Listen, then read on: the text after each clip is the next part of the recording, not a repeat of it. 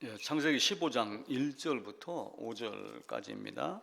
이후에 여호와의 말씀이 환상 중에 아브라함에게 임하여 이르시되 아브라함아 두려워하지 말라. 나는 내 방패요 너희 지극히 큰 상급이니라. 아브라함이 이르되 주 여호와여 무엇을 내게 주시려 하나이까. 나는 자식이 없사오니 나의 상속자는 이 다메섹 사람 엘리에셀이니이다. 아브라함이 또 이르되 주께서 내게 씨를 주지 아니하셨으니 내 집에서 길린 자가 내 상속자가 될 것이니이다.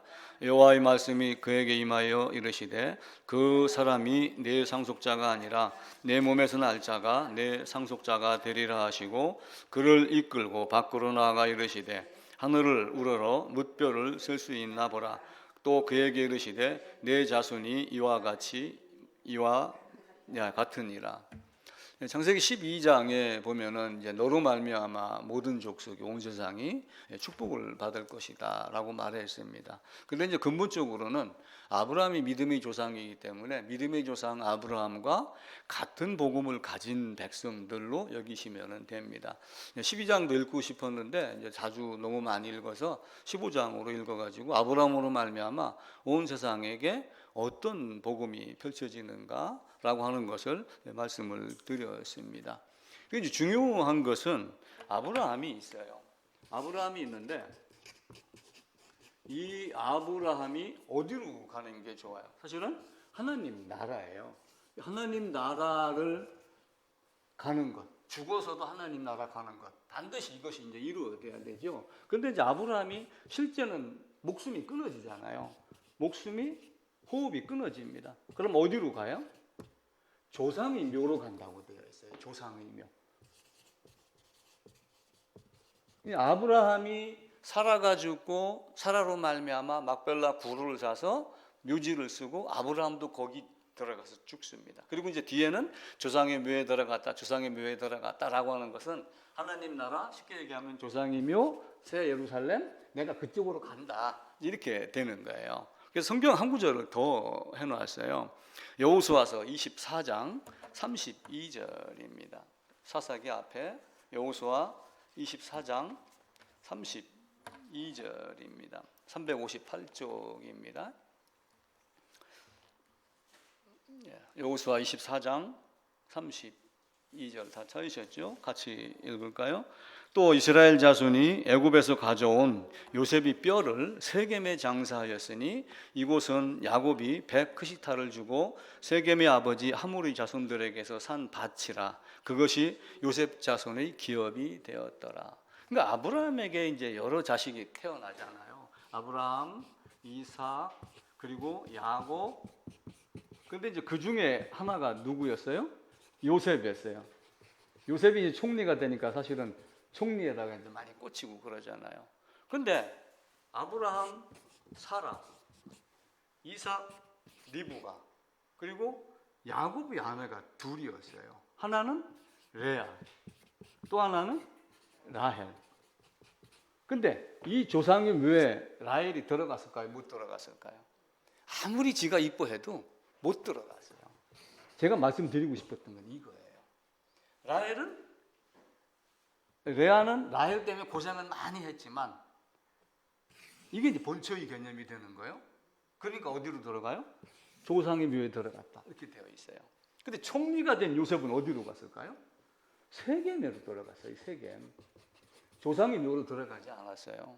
총리가 됐고 수많은 사람들을 먹여 살렸고 많은 권세를 갖고 요셉이 그 넝쿨 넘어서 뭐 이렇게 축복이 넘어가고 막 이런 거였지만 요셉으로 가르친 건 사실은 뭐예요? 재물? 별거 아니더라. 세상 지위? 그래도 끝내는 결국 뭐예요?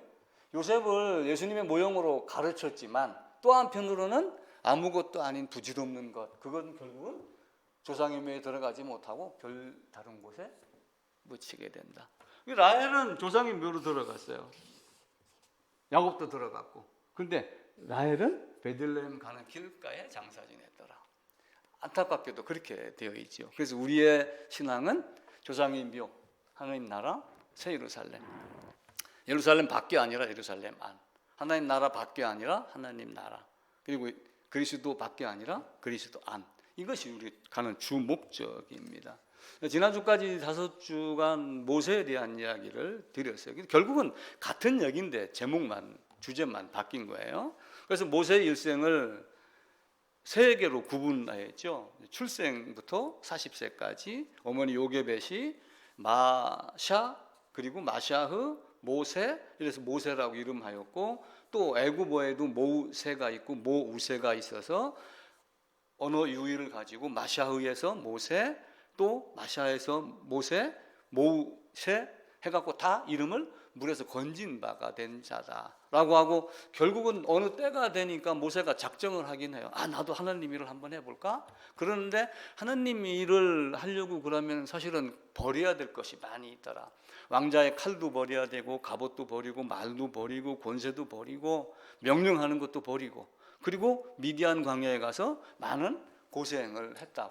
고생이라고 하기, 우리가 보기에는 미디안 광야에 가서 고생이지만 쉽게 얘기하면은 훈련 받는 거예요. 그러니까 모세는 많은 거를 버리고 나중에 쓰임을 받는 겁니다. 그럼 결국은 우리도 어떤 거예요?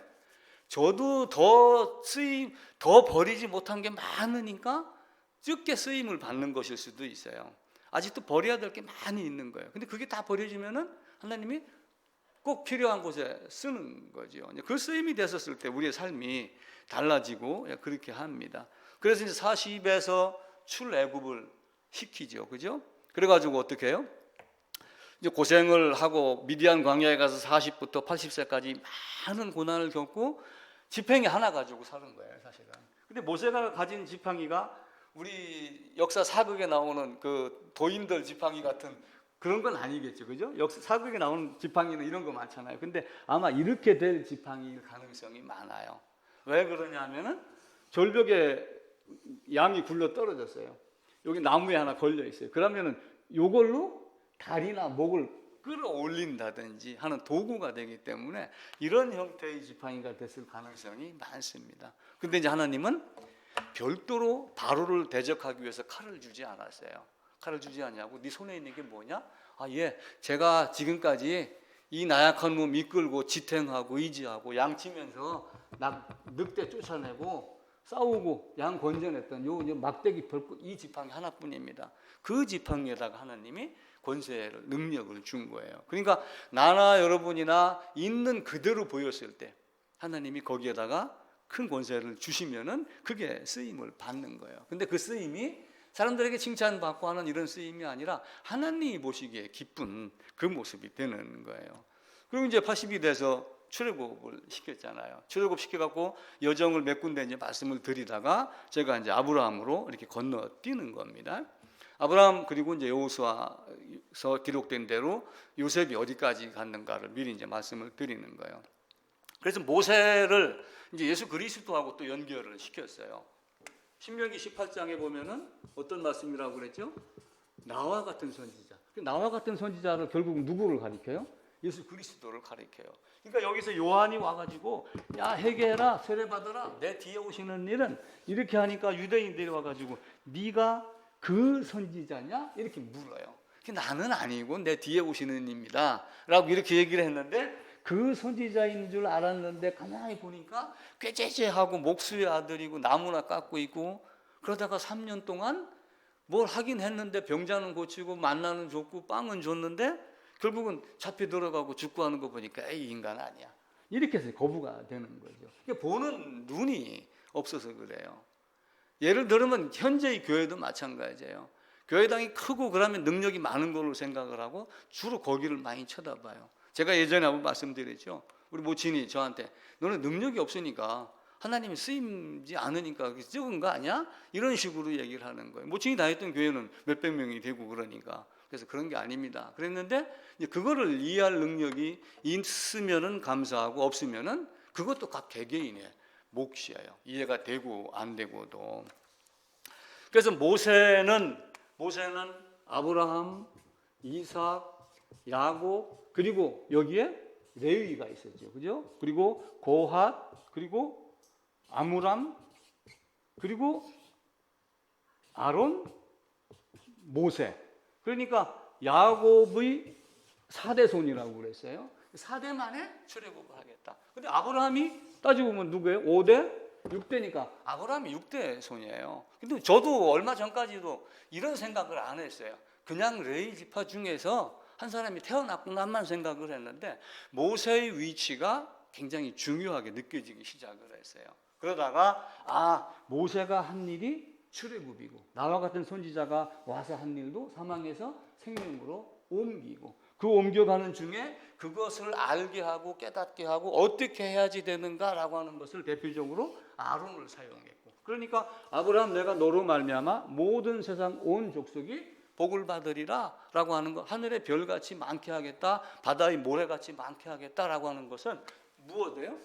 자식 많이 나라는 뜻이 아니라 오직 복음이에요. 근데 이게 몇 명인지는 모르는 거예요, 사실은. 이스라엘이라고 하는 것을 사용하기 때문에 60만 대군이라고 해서 식구 서의 너희를 따진다면 얼마야 돼? 245명이면은 300만이 되는 거예요. 거기다 잡족이 따라 나왔으니까 광야로 나온 인구는 300, 350, 400이 될 수도 있어요. 왜냐하면 그 큰 이적 속에서 살아나는 걸 보고 나도 따라가야지 해갖고 나온 사람이 없을 리가 없죠. 중다한 잡족이라고 성경은 기록을 하고 있습니다. 이제 모세로 말미암아 이제 시작을 이제 복음의 시작을 하긴 하죠. 근데 세상은 어떤 모습이었어요? 노아로 말미암아 세상을 싹쓸이하고 새로 시작을 했어요. 어려서부터 생각하는 것이 악하고 마음에 생각하는 것이 항상 악하고 이렇게 하며 사람 지은 것을 한탄했다고 그래요. 한탄했다는 얘기는 내가 잘못했구나 후회하는 이런 것이 아니에요. 인간이 편해서 인간이 잘못한 걸 보고 하나님이 보고 저는 저러면 안 되는데 라고 하는 그 개념으로 한 거지, 바꿔 얘기하면은 노아로 말미암아 나머지를 싹쓸이 해갖고 지금 휘발유를 만들어내는 것도 하나님의 계획이에요. 어쩌면은 그렇게 말할 수가 있어요. 왜냐하면 하나님은 계획하신 대로 실행하셨지 계획하지 아니하고 실행하신 것이 하나도 없기 때문에 그래요. 하나님은 작정하고 실행하고 하나님의 예정은 일방적이고 성취는 쌍방적이라고 하면서 우리에게 그런 반응이 나오게 하고 그럽니다. 민수기 23장입니다. 자료 그 페이지 수 첫 페이지에 나오죠. 하나님은 사람이 아니시니 인생이 아니시니 후회가 없다. 그래서 우리가 하는 후회의 그런 개념이 아니에요. 에레미야서 4장에도 보면은 내가 이미 말하였기 때문에, 제가 바로를 들어서 얘기 한번 한 적이 있었죠. 10기라는 영화를 보고 바로가 그렇게 기록하고 그렇게 되게 하라 라고 하는 그 영화의 대사를 보고 성경을 다시 보니까 내가 그렇게 말하였고 그렇게 되게 할 것이다 라고 하는 것이 성경도 같은 맥락입니다. 내가 이미 말하였으며 작정하였고 후회하지 아니하였은즉 돌이키지 아니하리라. 그런데 사람들은 지금 교회에서 말세 이렇게 이야기를 할 때 사람들은 말세가 어디 있어 이렇게 하고 지금 조롱하고 그렇게 이야기를 해요. 그런데 베드로 후서 3장에 보게 되면은 오래 참고 길이 용납하고 인자하심이지 그걸 우리가 멸시할 것이 아니다. 하나님은 오래 참으면서 내가 모든 사람이 구원받기를 원한다라고 말해요. 구약의 하박국에 가게 되면은 지체될지라도 반드시 응하리라. 근데 더딜지라도 아니라 지체되지 아니하리라 반드시 응하겠다라고 하며 약속하고 계획한 것을 그 날짜에 맞춰요. 출애굽할 때 며칠 만에 나왔어요. 430년이 마치는 그날, 그 날에 나왔단 말이에요. 미리 정해놓은 그 날에 딱 나온 거예요. 지금 우리는 하나님의 시간을 몰라요. 어렴풋이 해가 지고 그림자가 지는 건 보여요 지금. 근데 그때가 딱 몇 시 몇 분인지, 일몰이 몇 시 몇 분인지 인터넷으로 방송에서 그 기상센터에서 오늘 6월 4일 날 일몰은 뭐 오후 7시 31분 몇 초입니다 라고 하는 걸 우리가 모르잖아요. 아는 사람이 있지만 하나님의 시계도 하나님만 아는 거예요. 거꾸로 돌리지 않아요. 계산하신 대로 이렇게 나가고 그래요. 내가 이미 말하였을 때 후회하지 아니하고 반드시 실행하겠다. 이사야서 한번 보겠습니다. 이사야서 46장입니다.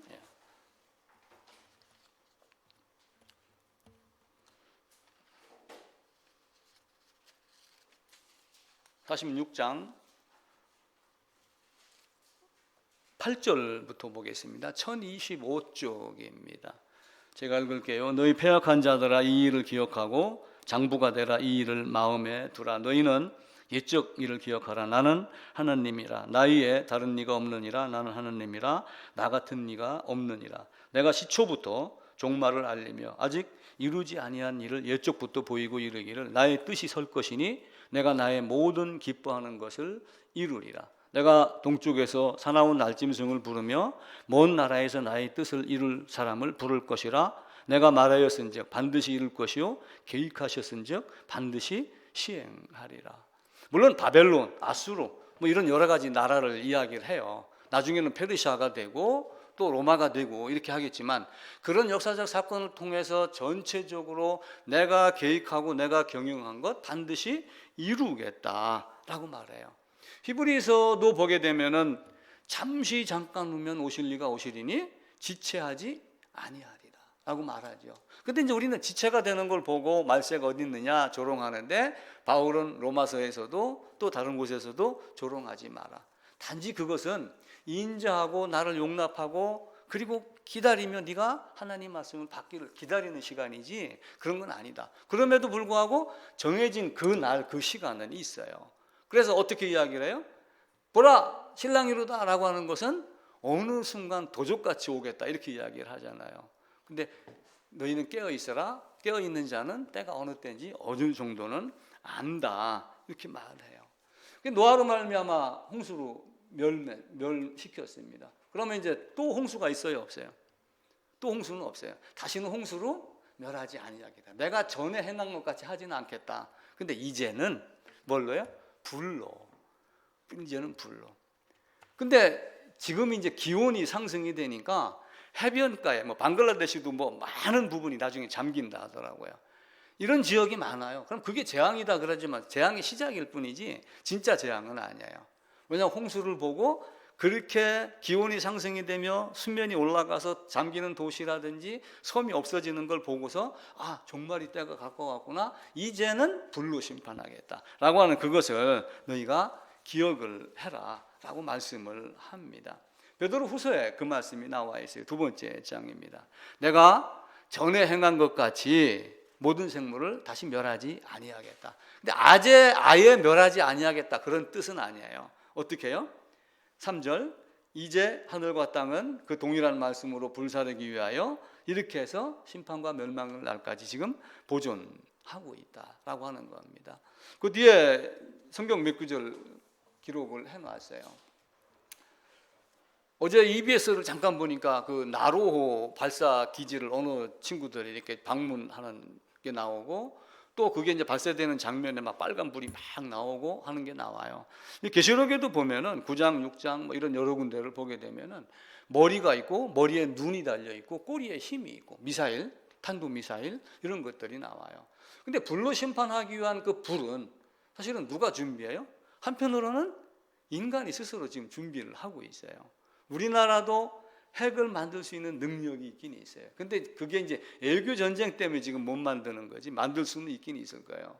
근데 어느 순간 어떻게 될지는 모르잖아요. 계시록에 보면은 나중에 아마겟돈 전쟁이 일어나는데 2만만의 군대가 나온다. 그래. 2만만이 옛날에는 큰 단위 숫자를 계산을 잘 안 했기 때문에 2만에다가 만을 붙여갖고 2만 이렇게 한 거예요. 2만에 만. 이게 몇 얼마예요? 2억이에요. 2억. 지금 2억의 군대를 갖고 있는 나라는 중국밖에 없어요. 그래서 그 중국 뭐 지금 타이완 뭐 소련 뭐 많은 이런 것들이 있잖아요. 전쟁이 일어나면은 순식간에 전 세계가 자기 손으로 만든 화염에 쌓여서 그렇게 고생을 할 것이다라고 합니다. 근데 이제 모세는 어떻게 했어요? 그와 같은 능력, 힘을 갖고 있는 바로의 권세에서 칼 하나 들지 아니하고 지팡이 하나로 비계, 이파, 악독, 우매, 흑, 장. 마지막 장자의 죽음은 온 세상의 심판이에요. 당시의 애굽은 가장 큰 나라 권세 있는 자로서 지금의 모든 세상을 상징한다라고 보시면 돼요. 근데 또한 장자는 대표성을 갖고 있죠. 장자를 죽이면서 모든 사람을 다 심판하고 심판받지 아니하는 자는 어떤 자였어요? 문설주 임방에다가 피 바른 자. 문설주가 뭐예요? 우리가 출입문 이렇게 들어가면 문이 있잖아요. 여기 문지방, 이 문지방이 임방이에요. 임방. 문설주. 여기다가 피 바르고 요 안에 거한 자. 그러니까 어떻게 돼요? 가다가 보니까 이 안에 뭐가 있어요? 피가 있는 거예요. 피가 있으면 뭘 상징한다는 거예요? 죽음. 그러면 출애굽기에서 야, 양 잡아라 그랬을 때 얼씨구 하고 양만 목 탁 쳤을까요? 레위기에서 방법을 얘기한다고 그러죠. 에덴의 가죽옷도 마찬가지예요. 우리가 성경에서 어느 한 군데에서 발견하지 못한 건 다른 성경에서 보여야지 돼요. 그래서 나의 죽음, 양의 죽음 안에서 나의 죽음을 겪은 사람, 나는 죽은 사람입니다 라고 하고 이걸 넘어가는 거예요. 그런데 이 안에 이 피가 없어요. 피가 없는 어떤 한 사람이 이 안에 있어요. 만약에 바로의 아들이 10명이다 라고 했는데 10명이 여기 이렇게 왔어요. 그럼 죽었겠어요? 안 죽었겠어요? 죽었죠, 당연히. 이 피는 집안 전체를 이야기하지만 한편으로는 중단 잡족. 근데 그 중에서 애굽에 있는 모든 장자만 죽인 것도 능력이잖아요. 그때 자식들이 많이 났을 것 아니에요. 야곱만 해도 12 낳았잖아요. 그러면 애굽에 한 A라고 하는 사람이 24명을 낳았다.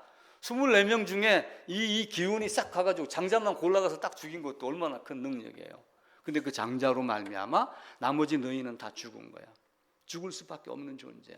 그러니까 결국은 너희는 번제 안으로, 속죄제 안으로 들어와서 내 안에 들어오야지 돼. 이렇게 이야기를 하는 거예요. 그래서 정하신 그날 우리에게 심판을 하십니다.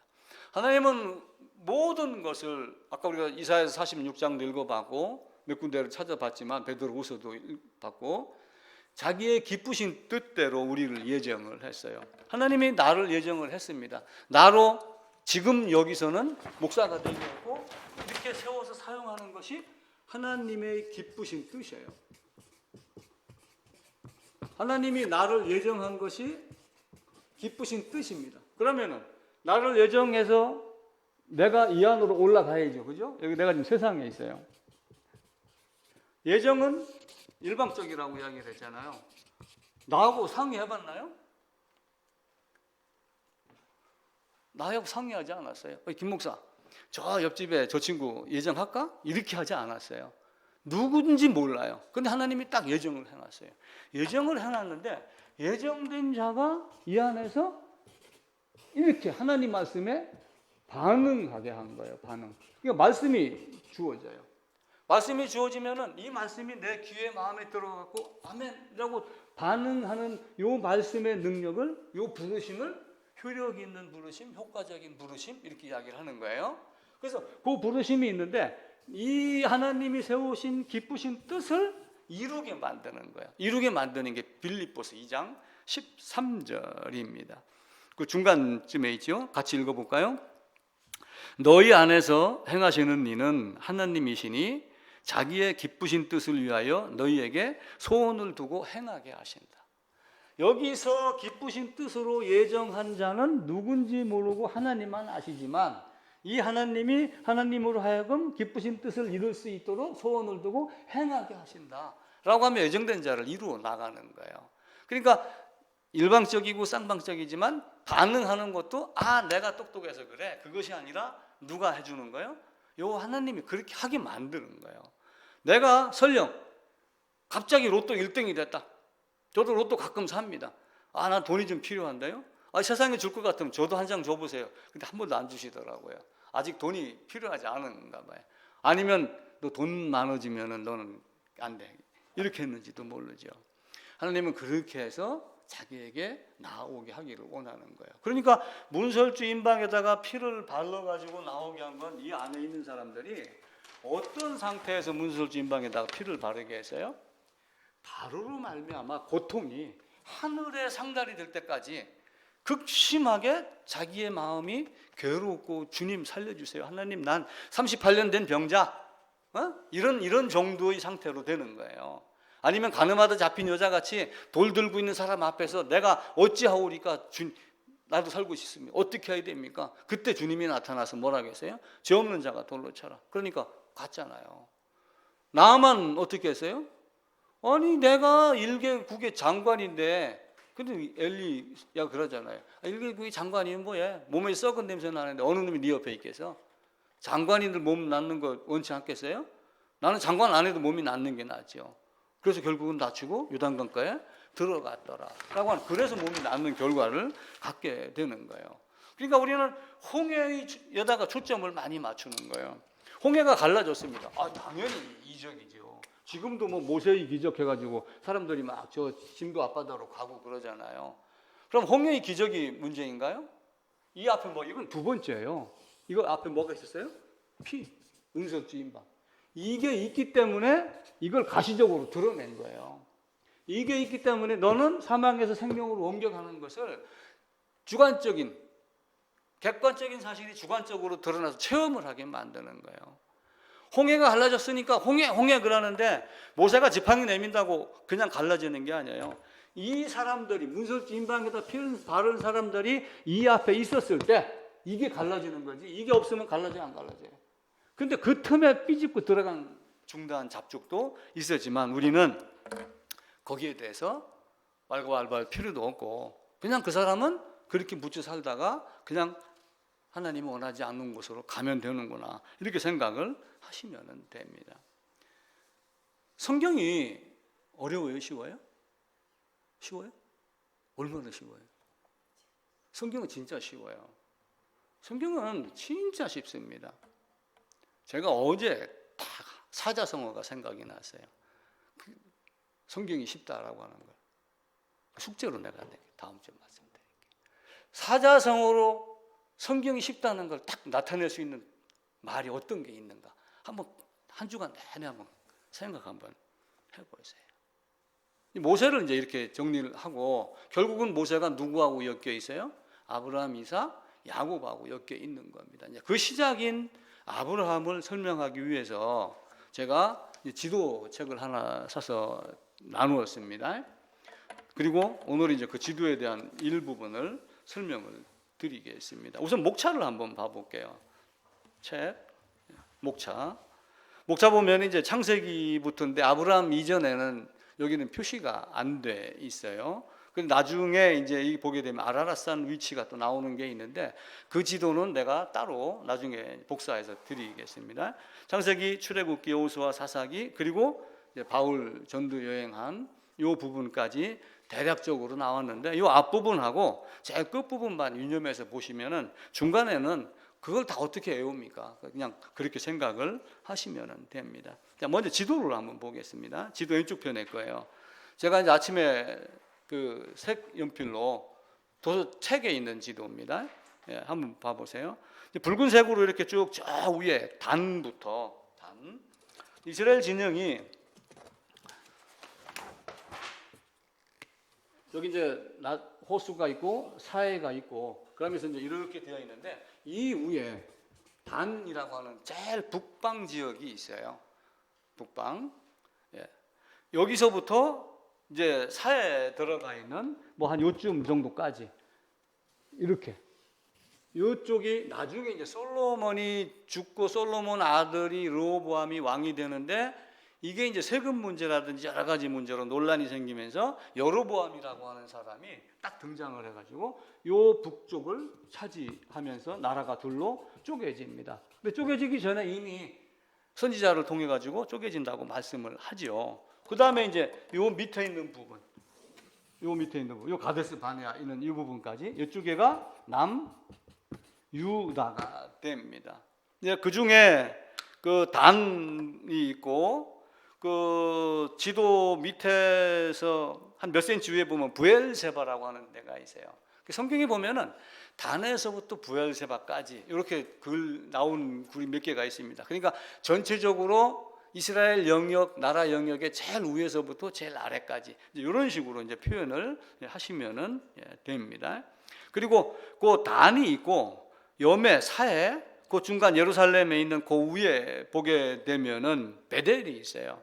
베델은 야곱이 하나님이 집이라고 이제 불렀던 곳인데 그 이전에는 루스라고 불렀어요.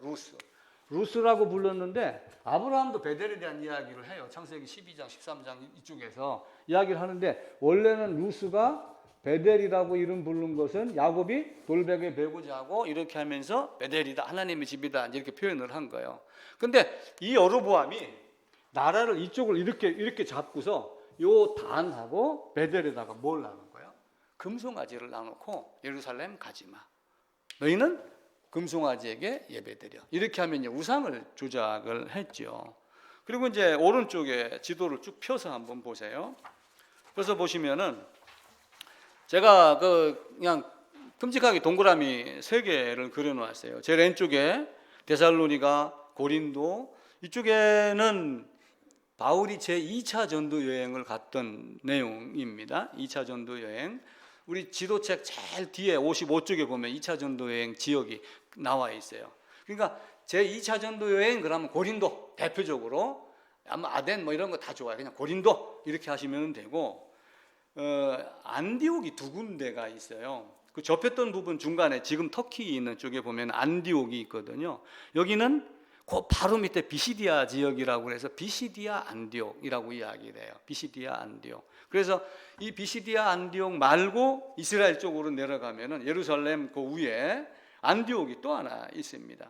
실루기아, 그 다소 밑에 안디옥. 여기가 이제 수리아 안디옥이에요. 그러니까 바울이 전도여행을 주로 여기서 출발했다가 한 바퀴 돌고 여기로 오고 그렇게 했는데 1차 전도여행은 남부 갈라디아에서 해가지고 주로 그 비시디아 안디옥 있는 그 근방, 그리고 이제 두 번째는 그 터키 N쪽에 보면 에베소 지역이 있어요. 에베소에서 2년 동안 가장 많은 시간이 있었기 때문에 제 3차 전도여행은 에베소, 제 1차 전도여행은 남부 갈라디아, 제 2차 전도여행은 고린도, 이렇게만 이제 묶어서 크게 보시면 되고, 상세 지도는 제일 뒷페이지에 있습니다. 자, 이제 9페이지를 보면서 말씀을 드릴게요. 지도 9페이지 같이 보면서, 이제 노아가 이제 홍수가 있었고, 그리고 홍수 후에 셈이 아들이 이제 있었죠. 이스라엘 이 세계 지도가 사실은 이제 좀 애매모호합니다. 이렇게 따지면은 여기가 이제 이스라엘이고, 이쪽에가 이제 이집트, 그리고 이쪽에는 사우디아라비아, 뭐 요르단, 뭐 이런 내용들이 쭉 있어요. 자, 제가 프린트했던 지도가 있습니다. 3쪽에 보게 되면은 위에 그림이에요. 약간 붉은색으로 제가 칠했는데 이스라엘을 빼고 왼쪽 이집트는 함의 족속이 살았어요. 그리고 그 위로 올라가서 러시아 그 밑에 있는 지금 유럽 있는 쪽에서는 야벳. 그리고 이제 이라크, 사우디아라비아 있는 이스라엘 요 중심으로는 셈족이 살았던 거예요. 근데 셈족이 그 왼쪽으로 쭉 오른쪽으로 이동을 하면서 페르시아만, 갈대아, 우르, 여기에 이제 셈족이 살았던 걸로 보여요. 근데 처음부터 노아의 세 아들이 딱 세 지역으로 흩어지고 메소포타미아라고 하는 쪽에는 셈족만 살았던 것인지, 제가 이제 인류학자가 아니니까 그거는 잘 모르겠어요. 전부 다 세 아들이 다 메소포타미아 지역에 살다가 바벨탑 사건 이후 흩어지면서 함족은 이집트 저쪽 아프리카 쪽으로, 그리고 야벳은 소련 있는 위쪽으로 이렇게 간 건지는 제가 잘 모르겠습니다. 자, 이제 가나안을 향해서 아브라함이 여행을 해요. 근데 화살표가 산같이 크게 하나 돼 있는 게 있어요. 갈대아 우르에서 하란을 거쳐갖고 가나안으로 들어갑니다. 처음에는 세겜 같지만 결국은 이제 헤브론이 나중에 아브라함이 장사 지낸 곳이기 때문에 우르에서 하란까지 약 900km 정도가 걸려요. 900km. 그리고 하란에서 세겜, 헤브론까지 약 600km 정도가 됩니다. 그러니까 1500km가 되죠. 하란에서 얼마나 머물렀는지는 잘 모르겠어요. 자, 느헤미야 9장 7절에 보게 되면은 아브라함을 불러냅니다. 물론 거기에 데라가 아버지였지만 아브라함이 성경이 중심이기 때문에 아브라함을 얘기를 들어갖고 아브라함을 택하여 갈대아 우르에서 불러냈다라고 이야기를 하죠. 느헤미야 9장 7절입니다. 그런데 이제 하란에서 머물죠. 근데 이스라엘이 여기가 이제 하란이에요. 여기가 페르시아만이고, 이렇게 이제 이쪽에 이제 에덴이라고 여겨지는 쪽이 셈의 근원이 에덴에서 나오기 때문에 물이 지금 이렇게 가지고 이쪽으로 흐르잖아요. 그러니까 에덴 동산을 두 가지로 추측을 해요. 두 군데로. 하나는 여기라고 주장하는 사람이 있고 하나는 이쪽이라고 주장하는 사람이 있어요. 근데 동산에서 흘러나와 그러면 어디에? 여기죠. 여기는 마지막 바다로 들어가는 데니까 에덴은 이쪽 개념으로 보는 거예요. 이쪽에 유프라테스, 티그리스 강이 있는 요쯤에가 뭐예요? 갈대아 우르입니다. 그 우르라고 하는 그 지역 갈대아 있고, 그 위에 큰 선 쭉 따라가다 보면은 유프라테스 강, 티그리스 강 이런 강들이 쭉 있어요. 이 강을 따라서 이제 하란으로 왔다가 다시 돌아가고 그러죠. 근데 이제 하란에서 데라가 죽습니다. 데라가 죽는데 데라가 몇 살에 죽어요? 205세입니다. 그리고 여기로 아브라함이 들어왔을 때 아브라함은 몇 살이에요? 75세입니다. 창세기 12장에 보면은. 그럼 결국은 데라가 몇 살 때 아브라함을 낳은 거예요? 205세에 죽고 아버지가 죽고 여기로 왔는데 75세니까 이걸 빼면은 이렇게 해가지고 75를 빼면은 130이 나와요. 그러니까 창세기 11장 마지막 부분에서 데라가 70세에 아브라함과 그리고 나홀과 하란을 낳았더라라고 하는 건 새쌍둥이가 아니라는 개념이에요. 창세기 24장에 보면은 아브라함이 동생 나홀이라고 하는 얘기가 나오고 하란은 어디서 죽냐면 우르에서 죽어요. 그러니까 아버지 데라, 하란은 여기서 죽고 하란 죽음. 그리고 아브라함의 동생 나홀은 여기서 그냥 살아요. 나올 때는 데라하고 아브라함만 나온 거예요. 근데 죽은 하란의 아들 롯을 데리고 누가 나온 거예요? 아브라함이 데리고 나온 거란 말이에요. 그 나중에 어떤 역사가 일어나냐면 아브라함이 누구를 낳아요? 자식? 이삭. 이삭을 낳는데 이삭의 아내가 누구였죠? 리브가. 리브가를 아브라함이 내 고향으로 가서 그래갖고 아브라함의 종 엘리에셀이 메소포타미아로 가서 이렇게 돼요. 성경에는 메소포타미아가 어디예요? 여기를 얘기하는 거예요. 그러니까 나홀이 아들을 낳아서 부두엘이라고 했고 나는 부두엘의 딸 리브가입니다. 성경은 그렇게 이야기를 하잖아요. 그러니까 같은 식구라 할지라도 가자 해서 빠져나온 사람이 있고 있는 사람이 있고 또 아니면 이 안에서 머무르면서도 신앙을 갖고 나올 수도 있고 아브라함 같이 실제 이동을 하면서 보여줄 수도 있고 포로 귀환을 했었을 때 에스더는 남아 있었잖아요. 그죠? 에스더는 남아 있고 나머지는 들어왔단 말이에요. 에스라는 들어오고 남아 있는 자도 있고 들어오는 자도 있는데 그 씨가 생명이 있느냐 없느냐의 차이지 다른 건 아니란 말이에요. 그래서 아브라함이 이렇게 여기서 하란 나오고 그 처음에는 세겜으로 나와요. 세겜. 이제 창세기 12장으로 가면은 볼까요? 창세기 12장입니다.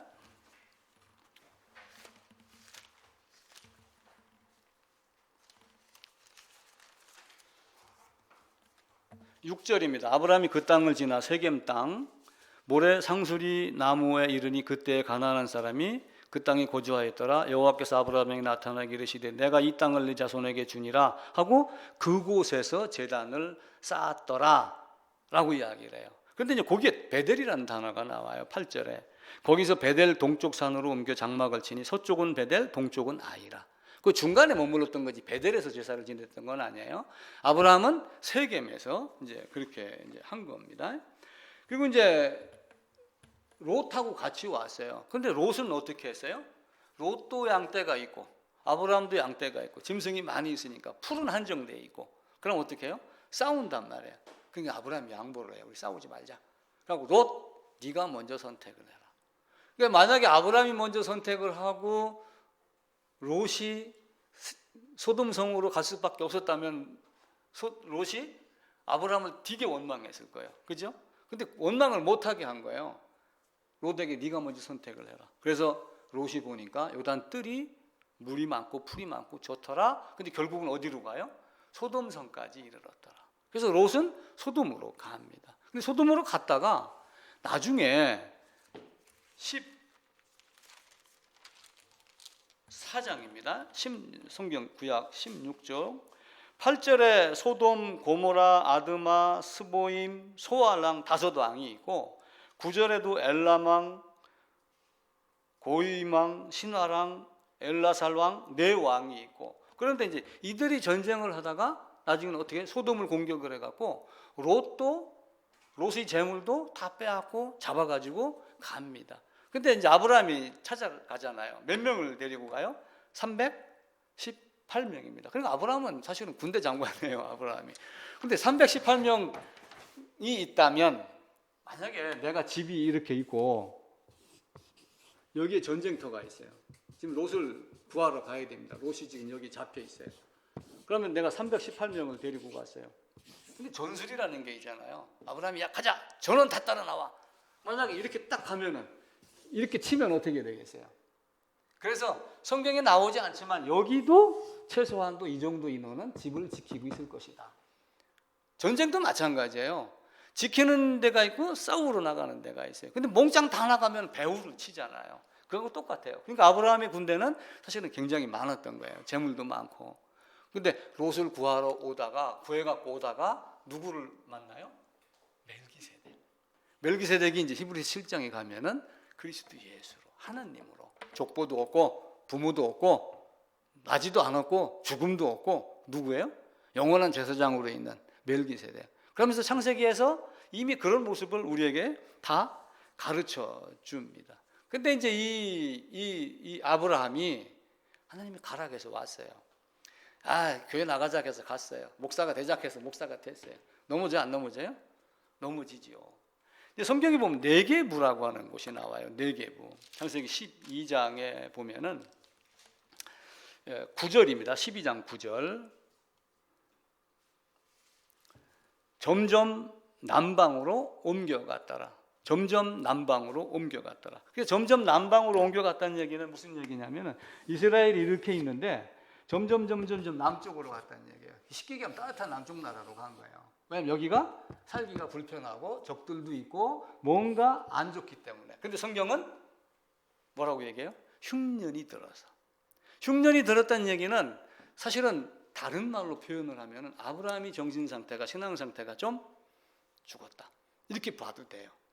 룻기하고 비교를 한다면 예루살렘에, 이스라엘에 어떤 현상이 일어났어요? 흉년이 들었는데 그건 단순히 먹을 것이 없다는 의미 이상으로 보여야지 돼요. 그래가지고 모압으로 떠났다가 누가 들어와요? 룻을 아내로 삼어 보아스가 그렇게 되잖아요. 그러니까 점점 남방으로 올라갔다. 이 남방이 네게부라고 하는 거예요. 네게부. 원래 단어가 우리 이제 성경에는 남방 돼 있는데 네게부, 따뜻한 남쪽 나라, 점점 남쪽 방향 이렇게 보시면 돼요. 네게부로 가서 이제 아내를 빼앗길 지경에 이릅니다. 그때 그 땅에 기근이 들었으므로 12장 10절 애굽에 거류하려고 그리로 내려갔더니, 자, 이스라엘 백성은 그렇게 했어요, 안 했어요? 출애굽해가지고 가나안 땅에 들어갔어요. 여기서 이제 이렇게 빠져나와가지고 시내산에서 가서 딱 들어가니까 배고파, 고기 먹고 싶어, 다시 돌아가자, 이렇게 애굽으로, 그죠? 애굽으로 돌아가자. 아브라함도 아마 그런 게 있었던 거예요. 애굽에 가서 좀 고기는 먹을 것이 좀 있나? 이렇게 했겠죠. 그런데 그 옆에는 누가 있었어요? 자기 아내가 있었어요. 근데 아브라함이 느닷없이 야, 너 나보고 오빠라고 그래? 이렇게 한 거예요. 오빠. 아내에서 오빠로 바뀐 거예요. 왜 그렇게 했을까요? 자기 목숨 보전이에요. 그러니까 이스라엘에 후리조라고 하는 관습이 있어요. 후리조. 자기를 보호하기 위한 어떤 약관 같은 거예요. 쉽게 얘기하면은. 나보고 오빠라고 그래. 둘이 갔어요. 그런데 어느 동네를 지나가는데 젊은 여자가 있네? 결혼을 했네? 그럼 어떻게 해야 돼요? 나를 죽이고 저 여자를 뺏는 거야. 근데 그게 아니고 야, 이 사람 내 마누라 아니야. 내 여동생이야. 그러면 우리 매제될까? 안 살려서 안 죽이는 거예요. 그게 이제 후리조라고 하는 관습이 있는 거예요. 그래서 아브라함이 느닷없이 마누라 팔아먹는 이런 뚜쟁이가 아니라 그런 목숨 때문에 그런 관습이 있었던 걸 사용을 해서, 그런데 하나님이 그걸 그냥 당하게 해요? 당하게 하지 아니하고 오히려 재물까지 끌고 나오게 했다. 그리고 다시 애굽으로 돌아와서 제단을 쌓았더라라고 하는 거예요. 그러니까 이제 아브라함도 바꿔 얘기하면 실수투성이일 수도 있고 여러 가지 하나님이 말씀했는데도 사실은 믿었어요, 안 믿었어요? 자식 있을 거야 그러니까 내가 지금 몇 살인데요 그러잖아요, 그죠? 우리도 어떤 음성이 들려요. 그러면 하나님 내가 무슨 이런 게 있단 말이에요. 그러니까 아브라함도 이삭도 그런 것들이 점점 나오기 시작. 야곱도 마찬가지예요. 그러니까 아브라함이 이제 그런 모습으로. 그러니까 롯 구출하면서 롯은 풍요를 택했고 아브라함은 그렇지 아니하고 네가 저하면 나는 우하고 네가 우하면 나는 저하겠다. 그러면서 헤브론으로 내려가요. 자, 헤브론이 어떤 곳이에요? 마지막에 다윗이 왕으로 등극한 것이에요. 사무엘 하를 보면은 모든 이스라엘이 다윗을 불러서 헤브론에서 전체 이스라엘의 왕으로 등극을 시켜요. 근데 그 헤브론에서 아브라함이 헤브론으로 내려갔는데 거기서 누가 죽어요? 아내 사라가 죽으니까 사라를 거기다 장사를 지내는데 공짜가 아니고 뭘 해요? 값을 주고 반드시 값을 줘요. 사무엘하 24장에 가면은 그 아라노라의 타작마당 나와요. 타작마당을 이거 쓰세요 그러는데 공짜로 써요. 돈 주고 써요. 돈을 주고 그 역대기하고는 가격이 틀리게 나와요. 두 개가 찾아보면은 하나는 막벨라 굴만의 값이고 하나는 전체 산에 대한 값이에요. 그래서 거기서 그 산과 굴을 파가지고 사가지고 그게 나중에 뭐가 돼요? 모리아 산이 되는 거예요. 근데 그 모리아 산은 이삭이 제단으로 번제로 드리러 갔다가 양 때문에 대속해서 나온 것. 그 모습이 되는 거예요. 그래서 하나님은 많은 것들로 전체적으로 성경이 엮어서 이렇게 보게 만들어요. 그래서 오늘은 이 아브라함이 나중에 만난 멜기세덱에 대한 개념을 꼭 이해를 하시고, 그리고 롯과 같이 내가 어딜 먼저 가서 이게 좋겠다라고 하는 거지만 사실은 하나님의 음성을 들을 만한 가치가 또한 있어야지 되고, 또 시작하면서 말씀드렸듯이 아브라함에게 많은 자식이 있었어요. 아브라함, 이삭, 그리고 야곱. 이제 야곱에서 이제 아까 요셉 제가 말씀을 드렸죠.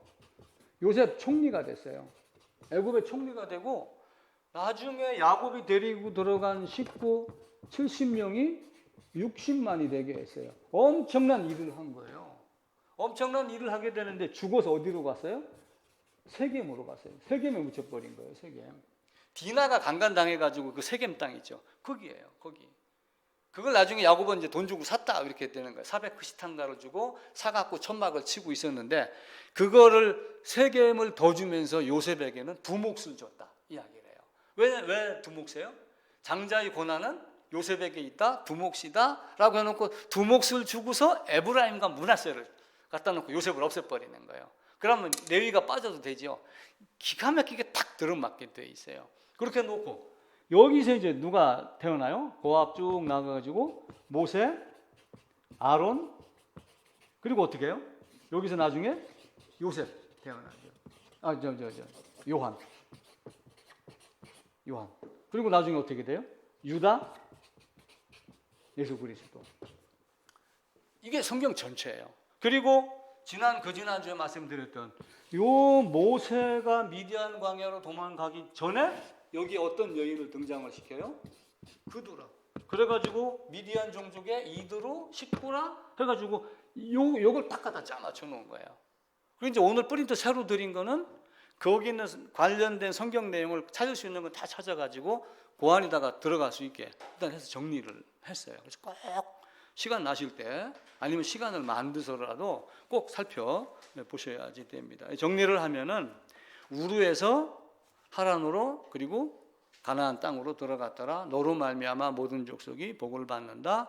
그리고 데라에게 아들 셋이 있었는데 하란이 아마 맏형 같아요. 거기서 병이 들었거나 늙어서 죽고 그 아들 롯을 아브라함이 데리고 나오지 아니하고 거기서 머물렀던 아브라함의 동생 나홀에게서 부두엘이 낳고 부두엘에게서 딸 리브가가 낳고 나중에 아브라함이 이삭을 낳고 이삭의 아내는 여기 있는 사람이 아니라 내 고향에 있었던 나름대로 자기가 신앙생활을 했던 그곳에도 신앙이 있는 사람이 남아 있을 수 있잖아요. 에스더 같이 그곳에 가서 내 아들의 아내 자부를 데리고 오너라 해갖고 이삭과 리브가가 그리고 이제 거기서 야곱이 태어나고 이렇게 됩니다. 이제 야곱에 대한 이야기를 하기 이전에 그 10페이지는 롯에 구출된 내용이에요. 지도. 이걸 이제 보시면은 되고요. 내일 다음 주는 이제 11쪽부터 설명을 다시 한번 드리겠습니다.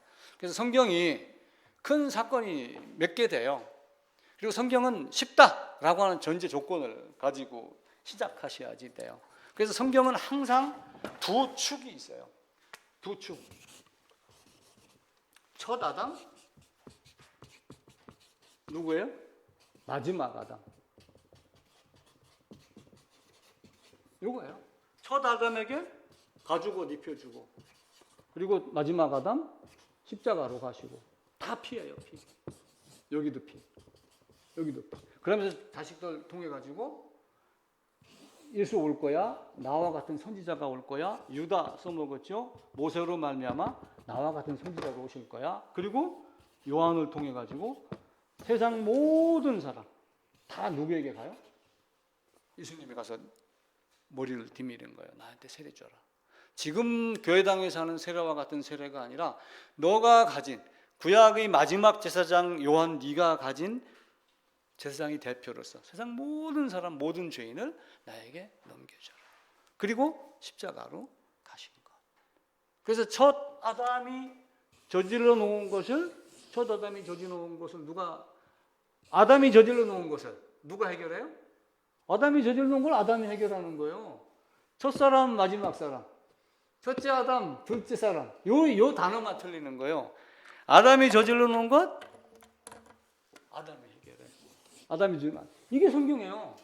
중간의 역사는 대충 보면 돼요. 대충. 그렇다고 또 대충이라도 열심히 봐야죠. 제가 어제 잠깐 얘기를 하다 그랬어요. 야, 사도 바울이 삼손 얘기하더냐? 신약 성경에. 뭐 기도원, 삼손, 뭐 믿음으로 그거 단어는 있어요. 근데 기도원이 기도할 뭐 이런 삼손 바울이 그 얘기 했어요? 그 얘기 안 했어요. 베드로가 사도행전 시작하면서 그 뭐 해가 멈췄대, 하루 종일 10도가 뒤로 갔대, 이런 얘기 했어요? 아브라함부터 결국은 예수야, 이 얘기한 거예요. 성경만큼 쉬운 게 없어요. 나같이 둔한 사람도 깨달아지니까. 아까 숙제 낸 거 제가 답 얘기를 할게요. 맞는가 안 맞는가 꼭 확인하셔야 됩니다. 이게 뭐냐? 결자 해지예요. 결자 해지. 결자 해지. 결자 해지는 무슨 뜻이에요? 일을 저지른 사람이 해결해라. 이게 결자 해지예요. 아담이 저지른 것을 아담이 와서 해결했어요. 나중에 제가 결자 해지라는 제목으로 책 한 권 쓸 거예요. 아담이 문제 일으킨 걸 아담이 해결한 거예요. 근데 이 결이 어떤 일을 저지른 사람이 해라라고 하는데 이 결이 또 다른 요 결이 다른 말로 무슨 뜻이 있냐면은 매듭이라고 하는 것이 있어요. 매듭.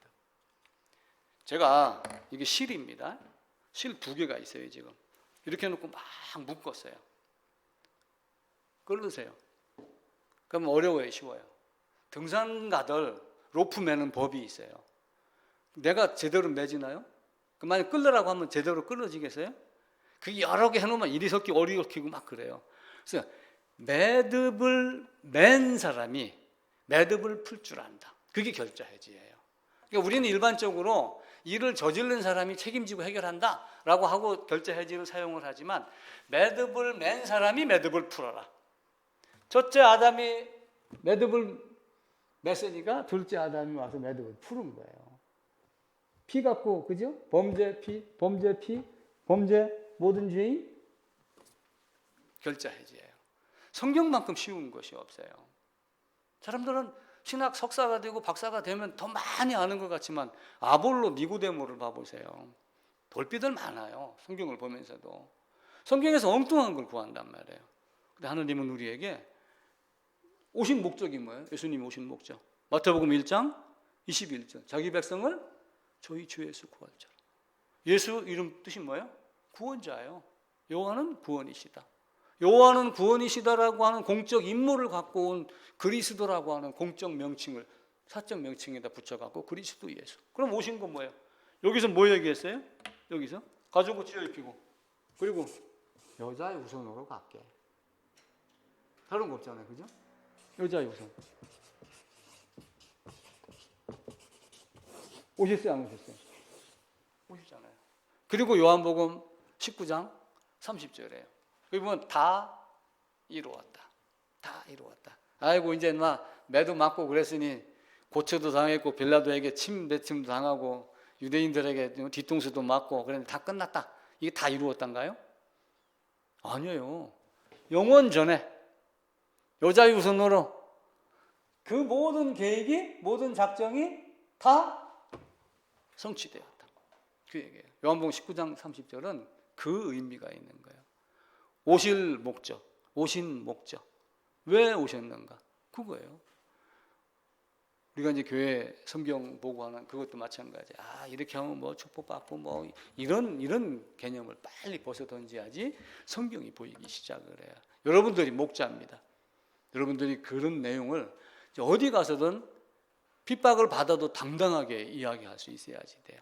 브리스길라와 같이 조리 있게 감정 상하지 않게 잘할 수 있는 능력이 여러분들에게 꼭 있기를 기도합니다.